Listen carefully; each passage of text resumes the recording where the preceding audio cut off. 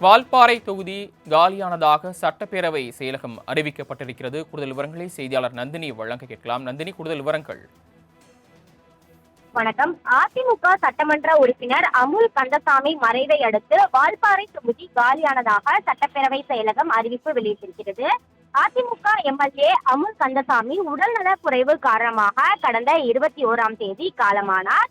குறிப்பாக பார்த்தோம் என்றால் வால்பாறை தொகுதி சட்டமன்ற உறுப்பினர் அருள் கந்தசாமி மறைவை அடுத்து அத்தொகுதிக்கு இடைத்தேர்தல் நடத்த தொடர்பாக தேர்தல் ஆணையம் ஏற்கனவே அறிவிப்பு வெளியிட்டிருந்தது.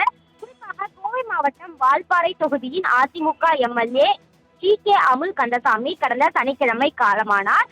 இவருக்கு மனைவி மற்றும் மகள்கள் இருக்கிறார்கள். இந்த நிலையில்தான் ஒரு தொகுதியின் சட்டமன்ற உறுப்பினர் காலமானால் அந்த தொகுதி காலியானதாக தேர்தல் ஆணையம் தரப்பில் அறிவிப்பு என்பது வெளியிடப்படும். குறிப்பாக சட்டப்பேரவை செயலகம் தரப்பில் அறிவிப்பு என்பது வெளியிடப்பட்டு அந்த அறிவிப்பு என்பது தேர்தல் ஆணையத்திற்கு அனுப்பப்படும். அந்த வகையில் தான் அதிமுக சட்டமன்ற உறுப்பினர் அமுல் கந்தசாமி மறைவை அடுத்து வால்பாறை தொகுதி காலியானதாக சட்டப்பேரவை செயலகம் அறிவிப்பு வெளியிட்டுள்ளது குறிப்பிடத்தக்கது. தாங்கள் வழங்கிய தகவல்களுக்கு நன்றி நந்தினி.